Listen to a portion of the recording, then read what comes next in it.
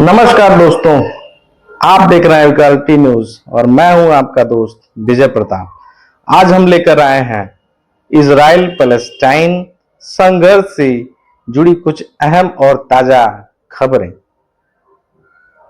दो हिस्सों में आपको पूरी रिपोर्ट देंगे, लेकिन पहले एक नजर उन बड़ी सुर्खियों पर जो आज के दिन को बेहद खास बनाती है।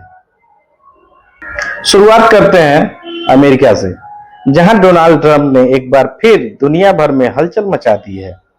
उन्होंने रूस से तेल खरीदने वाले देशों को चेतावनी दी है, नहीं माने तो भारी टैरिफ लगाएंगे।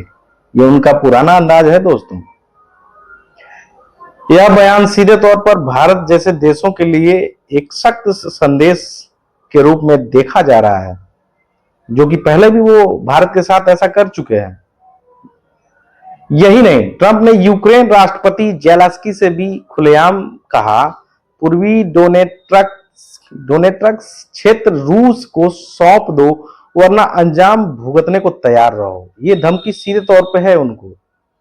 साथ ही कोलंबिया के राष्ट्रपति गुस्तावो पेट्रो को ड्रग माफिया से जुड़ा बताकर अमेरिका लैटिन अमेरिका संबंधों में नई दरारें पैदा कर रही है। अब रुख करते हैं देश की ओर, यानी भारत। आरएसएस प्रमुख मोहन भागवत का बयान आया कि भारत में दुनिया को शांति का रास्ता दिखा सकता है, ये उनका कहना है। वहीं दूसरी ओर कुछ नेता नमक हराम जैसे शब्दों का इस्तेमाल कर रहे हैं, सियासी शालीनता पर सवाल खड़े करते हैं। आइए अयोध्या की राजनीति तस्वीर में कुछ बताते हैं आपको।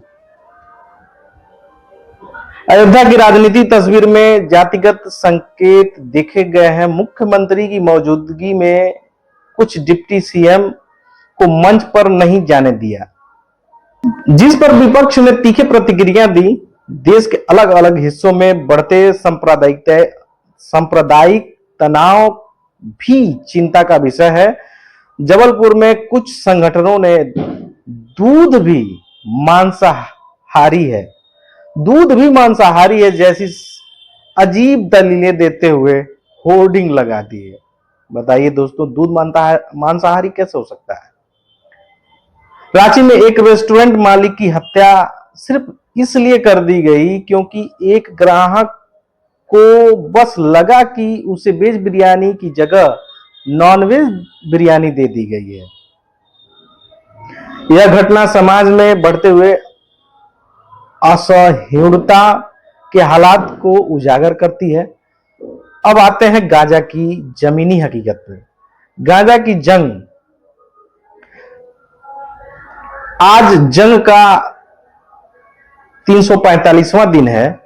पिछले 8 दिनों में 97 से ज्यादा लोगों की जानें जा चुकी हैं। हवाई हमले दोबारा शुरू हो चुके हैं, खासकर साउथ और सेंट्रल गाजा में। ये बहुत ही गंभीर मामला है दोस्तों। हवाई हमले की शुरुआत बहुत ही खतरनाक रूप ले सकता है। इजराइल का आरोप है कि उनके 2 सैनिकों को हमास ने मार डाला है, जबकि हमास ने कहा कि मार्च के बाद से राफा में उनका कोई ऑपरेशन नहीं हुआ है, यानी यह हमला एक बहाना हो सकता है। सीज फायर का उल्लंघन अब आम बात हो गई है। हर दिन औसतन 12 लोग मारे जा रहे हैं, यानी हर 2 घंटे में एक की मौत। लीडर खालिक अल हया अब मिस्र पहुंचे हैं। वहां मध्यस्थता के लिए बातचीत की कोशिश हो रही है। ट्रंप कह रहे हैं कि हम राफा क्रॉसिंग खुलवाएंगे, लेकिन जमीन पर हालात अब भी बेहद भयावह हैं, यानी बहुत ही गंभीर हैं। अमेरिका में ट्रेड यूनियन नेता क्रिस स्मॉल्स ने साफ कहा, गाजा में जो हो रहा है वो मजदूर वर्ग के खिलाफ भी हुआ है।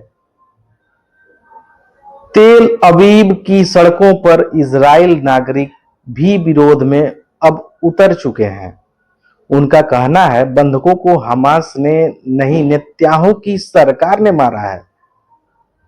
साफ साफ कह रहे हूं, गाजा की पुनर्निर्माण के लिए 50 अरब डॉलर की जरूरत बताई जा रही है।